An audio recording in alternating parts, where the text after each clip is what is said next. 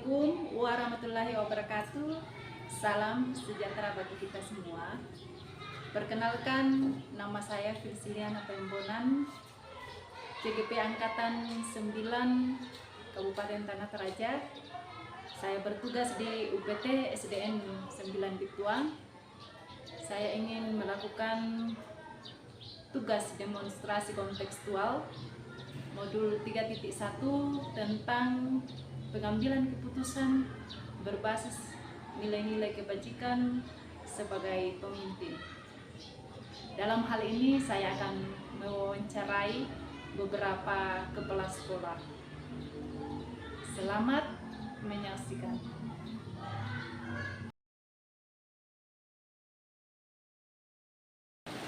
Selamat siang Ibu.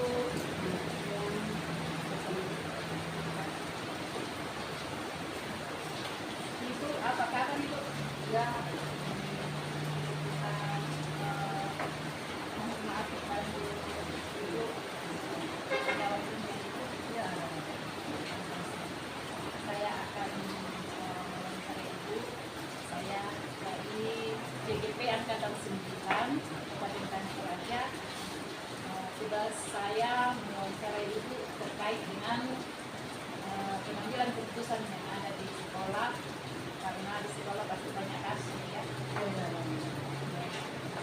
Mohon kesediaan Ibu untuk berwawancara bersama Ibu. Di sekolah banyak kasus Ibu. Adakah kasus yang selama ini sebagai Ibu sebagai sekolah ini yang baik selama ini?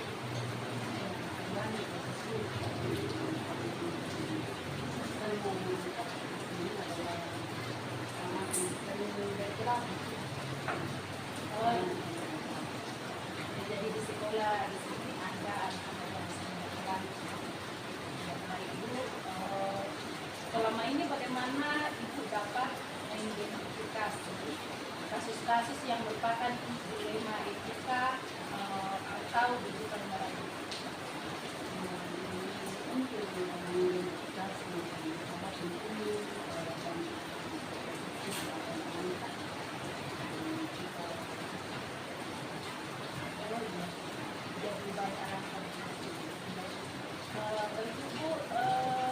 bagaimana Ibu menjalankan pengambilan keputusan di sekolah Ibu, terutama untuk kasus-kasus di mana ada dua kepentingan yang sama-sama benar atau sama-sama mengandung nilai kebajikan?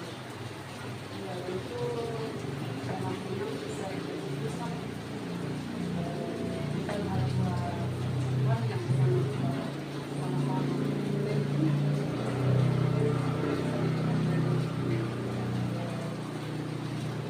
prinsipnya bagi dua kasus tersebut atau masalah tersebut. Jadi kalau di situ adalah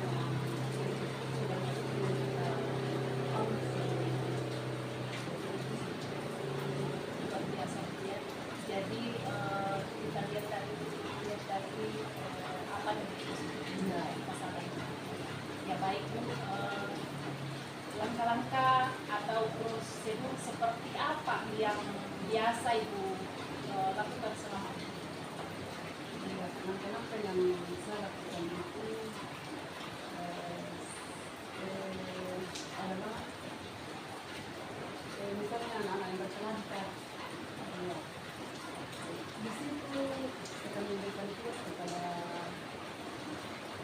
beberapa guru yang menangani kasus tersebut. Setelah ditangani guru tersebut, kita akan langsung kita bersama-sama dengan guru yang diberi tugas untuk menangani tersebut. Kita sama-sama berkolaborasi untuk menangani kasus tersebut supaya bisa tertangani dengan baik. Ya, dengan biasa itu jadi melibatkan semua guru, bahkan kalau berkali-kali yang melakukan hal-hal yang salah, kita perlu melakukan berikutnya tadi dipakai dulu orang tuanya. Hal-hal apa saja yang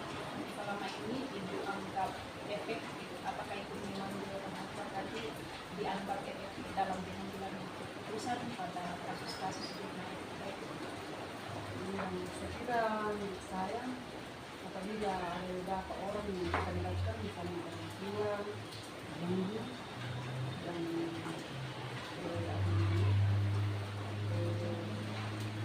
orang tua guru dan tugas sekolah. Saya kira kita bisa di situ dan kita pikiran untuk melakukan hal-hal yang bisa dilakukan untuk mengatasi hal tersebut. Jadi melibatkan guru, orang tua, dan siswa itu sendiri. Iya. Berikutnya Bu, hal-hal apa saja yang selama ini merupakan tantangan? Tentu ada tantangan ya. Dalam pengambilan keputusan itu pasti ada tantangan. Apa tantangan yang dialami pada kasus-kasus di daerah evakuasi? Ya, tentu mengambil suatu keputusan itu pasti ada tantangannya. Namun tantangan itu tidak kita bisa biarkan. Ketika kita membiarkan tantangan itu, misalnya dengan keputusan yang melihat artinya bahwa keputusan itu harus diambil sesuai dengan aturan yang ada. Ketika kita mengambil keputusan, tentu ada dasar yang kita gunakan untuk hal tersebut. Ya, kadang-kadang orang mengambil keputusan itu ada hal-hal yang menganggap tidak nyaman. Namun saya dan di sini kita tegakkan bahwa ketika itu benar-benar itu salah, tidak salah. Iya, sudah bijak kepala sekolah dalam mengambil sebuah keputusan itu merupakan kebijakan. Iya, berikutnya pertanyaan saya, apakah Ibu memiliki sebuah jadwal tertentu dalam sebuah penyelesaian kasus dilema etika ini? Apakah Ibu langsung menyelesaikan di tempat atau memiliki sebuah jadwal untuk menyelesaikannya? Atau bentuk prosedur seperti apa yang Ibu jalankan? Ya, tentu dalam menyelesaikan suatu masalah itu ada saja yang secara spontan yang sangat tidak bisa ditindaklanjuti, dan ada saja yang ada patahannya. Misalnya anak-anak yang terlalu parah berkelahi atau kejadian yang betul-betul kita tidak sangka bahwa hal itu terjadi, berarti itu harus secepatnya diselesaikan. Tetapi ada juga kasus-kasus yang memang punya tahap, misalnya dengan nakal, tentu harus kita memanggil orang tuanya. Mungkin dari kecil lagi dari datang orang tuanya kita sama-sama berkonsultasi dengan orang tua. Sebenarnya kenapa anak ini seperti ini? Mungkin saja di rumah tidak nyaman atau mungkin ditekan-tekan sehingga di sekolah dia melakukan hal seperti itu. Jadi kita harus punya proses atau tahap-tahap demikian. Nah, saya kira tergantung dari kasus itu. Ada yang memang secepatnya diselesaikan dan ada juga yang ada tahap seperti itu. Luar biasa dia seperti penyelesaian masalah itu dilihat dari berat atau ringannya masalah itu. Ya, kalau ringan tetap ditangani, kalau berat butuh waktu. Iya, begitu ya. Berikutnya Ibu, adakah seseorang seperti yang sudah dikatakan memperjelas saja Ibu, adakah seseorang atau faktor-faktor apa yang selama ini mempermudah atau membantu Ibu dalam pengambilan keputusan dalam kasus dilema etika ini? Untuk suatu masalah itu ketika kita berkomunikasi dengan baik kepada semua orang yang ada di sekitar kita, memberikan kita masukan, bahkan komunikasi kita terhadap orang tua itu tidak akan mempermudah kita untuk menyelesaikan masalah. Karena tanpa komunikasi dengan baik, saya kira semua tidak akan terjadi. Jadi kuncinya di sini ada komunikasi.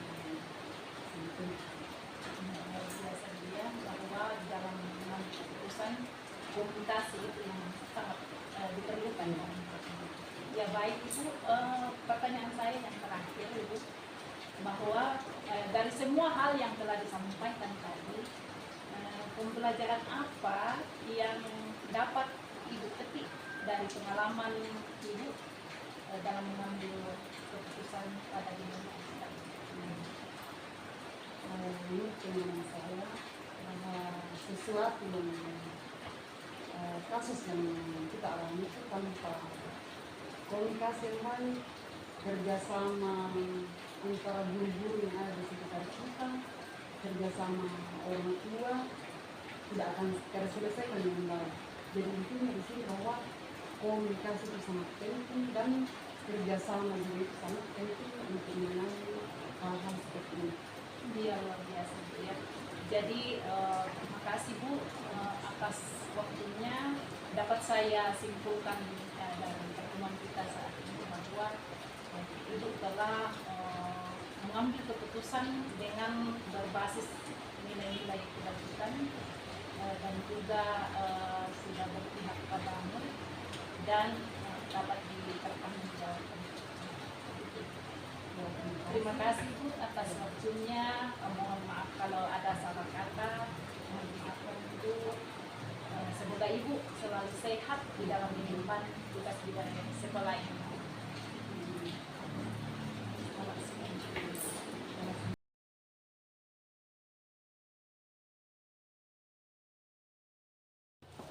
Selamat siang Pak. Yang Apa kabar? di Banting. Ada Pak. Terima kasih Pak. Iya, mohon maaf Pak, saya mengganggu waktunya Pak. Perkenalkan, saya Prisciliana Penggonan, CGP Angkatan 9. Tugas kami mewawancarai kepala sekolah tentang keputusan pengambilan keputusan di sekolah tentang kasus-kasus yang ada. Ya, jadi tugas kami tentang demonstrasi kontekstual modul 3.1. Ya, apa ada waktunya Pak? Siap. Ya, terima kasih. Ya, selama Bapak sebagai pemimpin di sekolah ini mungkin ada hal-hal atau kasus-kasus, tentu banyak kasus ya Pak ya, yang dihadapi selama Bapak menjadi pemimpin di sekolah ini. Bisa diceritakan Pak? Kasih. Dalam melaksanakan tugas pasti selalu ada masalah, ya.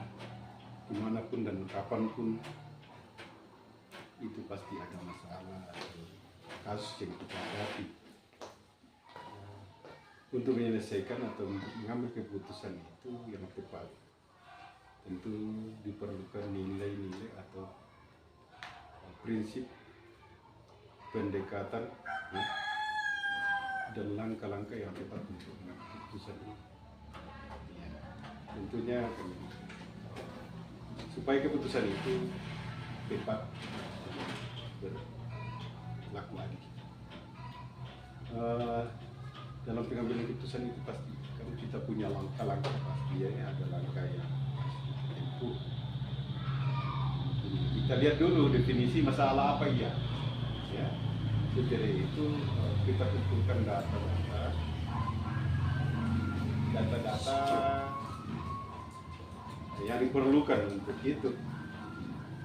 Yang ketiga, dianalisis dari masalah apa yang ya.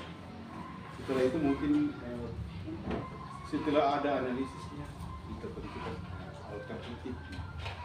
alternatif penyelesaian masalah ini, serta alternatif yang terbaik yang kita maksud.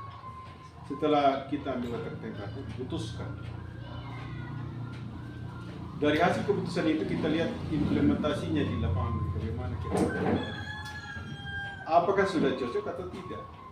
Setelah dia sudah cocok, ada kendala, dievaluasi lagi. Itu yang kita lakukan. Cepat tugas kita, pengalaman. Terima kasih Pak. Adakah contoh kasus yang Bapak pernah alami selama Bapak menjadi pemimpin contoh kasus sering kita dapati di sekolah, baik itu berhubungan dengan bapak ibu guru, berhubungan dengan siswa. Yang membuat kita itu adalah menyelesaikan adalah punya karakter masing-masing. Tentu setiap orang punya karakter yang berbeda. Penyelesaian masalahnya itu beda juga. Jadi baik itu siswa di sekolah itu dari 1.000 orang itu 1.000 karakter yang ditambah. Dari 100 orang guru yang kita hadapi pasti 100. Tentunya itu kita harus pelajari dulu masalah ke latar belakang apa yang menyebabkan kira-kira. Karena segala sesuatu yang terjadi itu pasti ada akar masalah dari. Jadi akar masalah ini kita mau lihat, diskusikan, tanyakan. Tentu kita harus selalu bertanya. Siapa yang kita hadapi, di mana kita berada. Karena situasi juga kita bisa lihat bahwa masalah di sini dengan masalah di sana tidak sama. Nah, itu. Betul. Karena sesuai dengan lingkungan. Iya Pak, memang betul bahwa setiap guru itu, setiap siswa memiliki karakter yang berbeda. Jadi butuh waktu untuk mengidentifikasi semuanya. Iya. Ya, berikutnya Pak, selama ini bagaimana Papa dapat mengidentifikasi kasus-kasus yang merupakan dilema etika atau rujukan moral? Dari dilema etikanya itu kita lihat contoh kasusnya di siswa ya, kita lihat kadang-kala anak-anak kita itu kan seolah-olah jujur lah, tapi dampaknya kepada temannya kan ada kecurangan. Olehnya itu mungkin perlu diberikan pendekatan yang berharga. Bagaimana kira-kira supaya anak ini bisa berbuat yang baik, yang jujur, ya, yang bisa memberikan teladan yang baik kepada teman-teman. Contoh saja itu, kalau umpamanya ada yang berbuat curang, kita lihat dari mana, bagaimana cara menegurnya itu, bahwa ini sebenarnya curang. Guru itu kan tidak kehilangan akal untuk menyelesaikan masalah ya. Contoh saja itu, kalau ada barang-barang hilang di sekolah kan, kadang-kadang begini, untuk menentukan kira-kira siapa yang mengambil barang ini dan siapa yang jujur sebenarnya. Ada contoh yang paling bagus saya lihat alami di sekolah. Ada temannya, ada seorang siswa kehilangan barang. Untuk menyelesaikan masalah ini kan sulit, kan banyak. Tidak ada yang diberikan satu pembelajaran, ada yang paling bagus yang saya alami. Pada waktu itu ibu guru berikan satu cara, yaitu mengambil lidi yang sama banyak, sama panjangnya sama semua. Nah, setelah itu lidi itu dibagi-bagi kepada temannya sebanyak sesuai yang ada dalam itu. Ibu guru katakan begini, lidi ini kan sama banyak teman, sama banyak toh? Dia bilang ya, semuanya saksikan banyak, sama panjang. Hitung itu lidinya. Tapi ibu guru tahu bahwa siapa yang membeli uang ini dan kira-kira yang bisa mengaku nantinya ini tidak ada. Dia katakan begini, ini lidi semuanya sama panjang. Tapi yang mengambil barang itu pasti lidinya itu akan menjadi tumbuh. Tidak masuk akal kan? Secara, tapi inilah teknik guru. Setelah itu yang mengambil barang itu karena ketakutan dia potong yang lidinya. Akhirnya ibu guru kata, oh sudah lihat, oh ternyata yang memotong itu yang mengambil. Kan tidak mungkin yang tidak ambil itu yang katakan. Padahal ini tekniknya. Kalau dikatakan siapa yang pendek pasti semua potong. Toh? Tapi ya, tidak mau potong. Tapi karena dikatakan siapa yang akan tumbuh lidinya ini pasti itu yang ambil. Potonglah lidi itu. Besok dikumpul kembali satu-satu, datang diukur. Oh ternyata ini, berarti ini yang berbuat. Itu satu. Luar biasa Pak. Cara Bapak dalam menganalisa bagaimana mengambil sebuah keputusan, bagaimana langkah-langkah apa yang mau ditempuh dalam mengambil sebuah keputusan itu. Berikutnya Pak, seperti yang Bapak tadi ada langkah-langkah atau prosedur yang Bapak telah tempuh dalam mengambil keputusan ini, ya. Hal-hal apa saja yang selama ini Bapak anggap efektif dalam pengambilan keputusan pada kasus-kasus di Lema ini? Hal yang paling efektif dalam menyelesaikan masalah di sekolah atau ketika di sekolah adalah melakukan pendekatan kepada setiap orang, setiap siswa dan guru. Karena hanya dengan pendekatan itu mereka akan berlaku jujur melalui komunikasinya. Orang itu melakukan sesuatu kesalahan karena tidak ada komunikasi. Jadi kalau dia berkomunikasi dengan baik, pimpinan, sesama teman, rekan kerja, pasti tindakannya baik. Seperti siswa juga, kita lihat siswa kita di kelas itu, karena masing-masing punya latar belakang yang berbeda. Langkah penyelesaiannya yang satu dengan yang lain beda. Mengapa terjadi? Karena dipengaruhi oleh keluarga, dipengaruhi oleh lingkungan hidup. Secara detailnya biasa kan itu biasa pengaruh. Anak itu dititip sama nenek, karena pengaruh orang tua tidak takut lagi. Ya. Ini kan paling fatal lagi. Karena kasih sayang orang tua dengan nenek itu kan beda. Beda ya. Biasa lah, ini kan memanjakan, terlalu memanjakan. Orang tua tidak mau, kita kan biasa begitu. Sehingga kita lakukan pendekatan kepada mereka. Kenapa apa masalahnya? Bagaimana keadaannya di rumah? Dengan sendiri anak itu kan bisa terbuka. Baik guru juga berbuka. Kita harus juga hadapi mereka. Ya, bagaimana mendekati kalau ada sesuatu yang terjadi, jangan sampai ada terjadi dia pada dirinya selalu. Lalu kita tidak buka mata dengan itu. Ya. Kita harus buka mata. Kira-kira ada masalah yang dihadapi. Ibu, bapak, bagaimana keadaannya hari ini? Bagaimana keadaannya?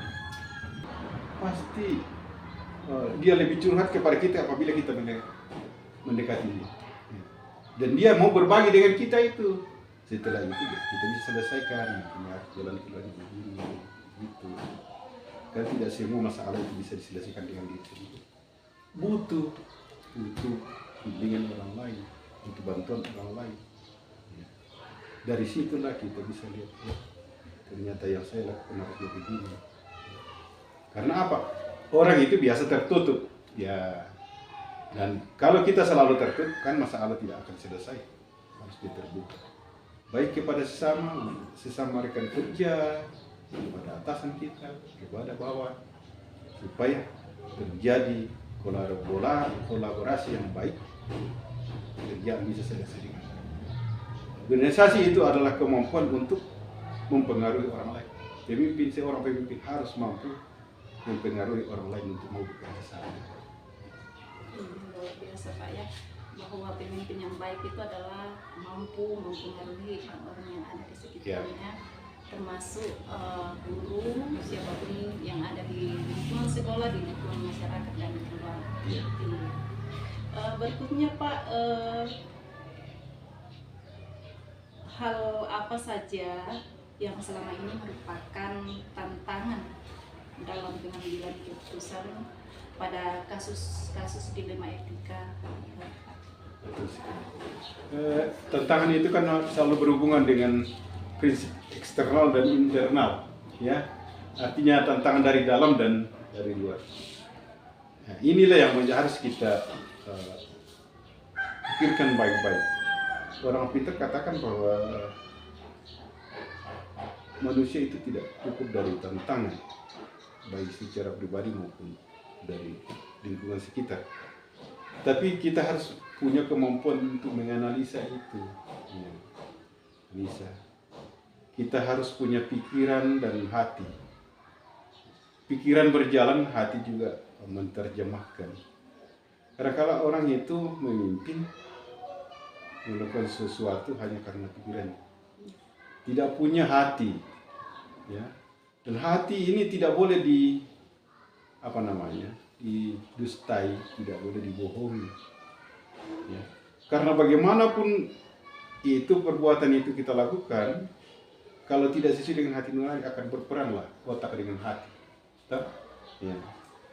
Maka tidak jarang orang kalau sudah begitu berperang otaknya dengan hatinya, perbuatannya dengan hatinya, itu kan pusinglah dia dan lain sebagainya. Jadi itu dalam setiap mengambil tindakan keputusan berbeda hati, supaya yang benar katakan benar, yang salah katakan salah. Jangan kita pakai bahwa rasa ini rasa manusiawi tapi tidak sesuai. Ini rasa setia tapi tidak setia. Oleh itu, setiap tindakan yang kita lakukan, setiap keputusan yang kita lakukan pakai hati. Karena setiap orang itu Tuhan ingin dihargai, ingin dihormati, rangkul dia baik-baik. Iya. Kasih Pak, bahwa dalam mengambil keputusan atau merangkul orang lain itu harus punya perasaan atau hati, ya Pak. Yang luar biasa Pak. Berikutnya bahwa apakah Bapak memiliki sebuah jadwal tertentu dalam sebuah penyelesaian kasus dilema etika yang ada? Apakah Bapak langsung menyelesaikan di tempat atau memiliki sebuah jadwal untuk menyelesaikannya? Atau bentuk prosedur seperti apa yang Bapak jalankan? Silakan. Baik, masalah itu kan bermacam-macam. Ada yang agak ringan, masalahnya agak ringan, mungkin dalam sekejap bisa dilakukan perbaikan. Ada juga masalah yang agak rumit. Semua masalah itu bisa diselesaikan, namun ada yang agak lama baru bisa terselesaikan. Ini tentu membutuhkan kolaborasi antara orang-orang yang ada di sekitar kita yang bisa membantu kita dalam menyelesaikan masalah. Nah, kita bangun itu kolaborasi yang baik, sehingga keputusan yang tepat dan berlaku adil itu bisa terlaksana. Maksudnya saya begini, bantuan dari teman-teman itu tidak luput dari tanyalah kepada teman, dari hasil pantauan teman-teman bisa memberikan informasi yang jelas, informasi yang jelas bahwa sesungguhnya yang terjadi ada begini. Kalaupun punya jadwal itu kan pasti jadwalnya kalau ada sesuatu yang tidak bisa dilakukan. Jadi saya kira penyelesaian masalahnya itu sesuai dengan kondisi masalah itu. Ya. Apakah masalah itu ringan? Tidak boleh ditunda kalau ringan. Maksudnya kalau perlu diselesaikan hari ini, selesaikan. Tapi kalau masalah tidak mampu diselesaikan hari ini, ditunda. Bapak telah menganalisa apakah permasalahan itu ringan atau berat, ya tergantung itu. Kalau ringan bisa dapat, tapi kalau masalahnya rumit, ya butuh waktu untuk menyelesaikan Pak. Jadi itu Pak ya. Ya, betul. Ya. Berikutnya Pak, adakah seseorang atau faktor-faktor apa yang selama ini mempermudah atau membantu Bapak dalam pengambilan keputusan dalam kasus-kasus ini? Faktor-faktor yang mempengaruhi itu tentu dari setiap masalah yang ada. Dari hari ke hari setiap masalah itu bisa diselesaikan. Itu kita belajar dari situ. Nah, kalau masalahnya begini caranya supaya efektif. Ya. Kalau masalah begini, Dan tidak lupa juga dari bantuan dari orang-orang di sekitar kita. Karena kemampuan manusia itu tidak terbatas juga. Sepintar-pintarnya orang kan pasti itu kelemahan. Dan selama-lamanya orang itu pasti ada kelebihan. Untuk itu menyelesaikan sesuatu itu pasti ada faktor, bagi itu faktor di lingkungannya.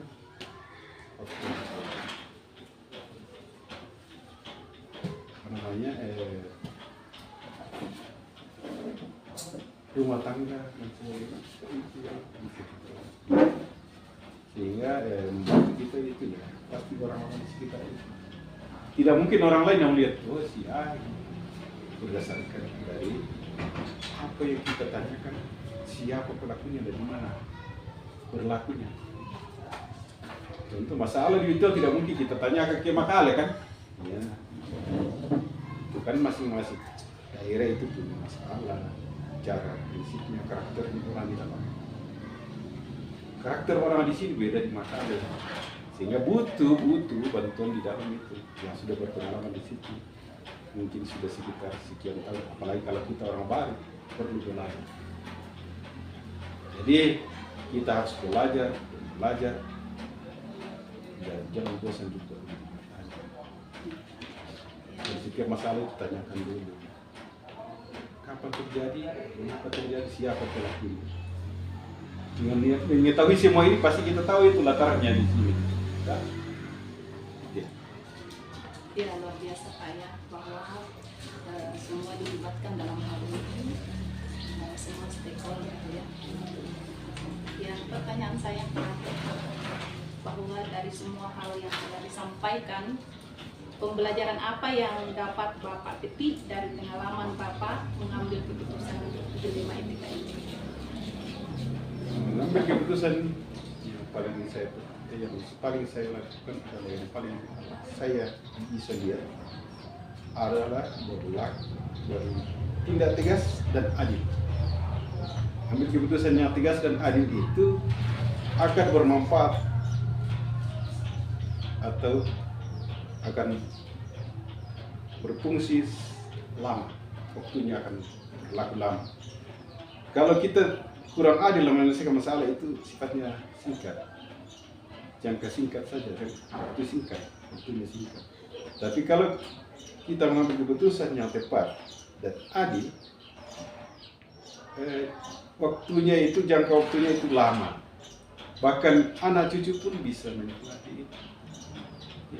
Karena kadang-kadang orang kita mengambil keputusan itu hanya karena ada sesuatu yang dia pikirkan saja secara manusiawinya saja, ya, tidak berpikir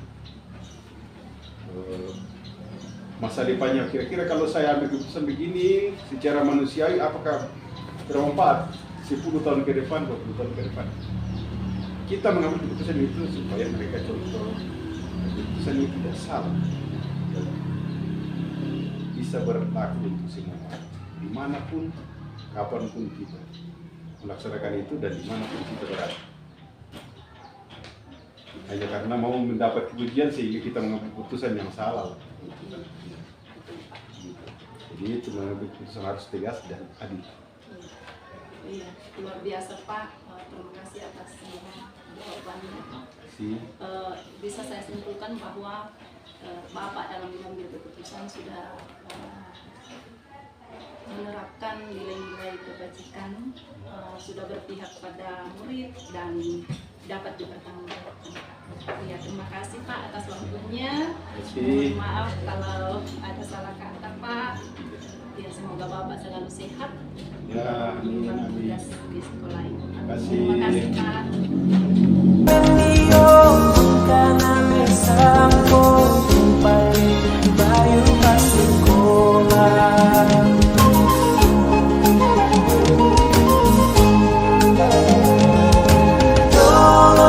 Kata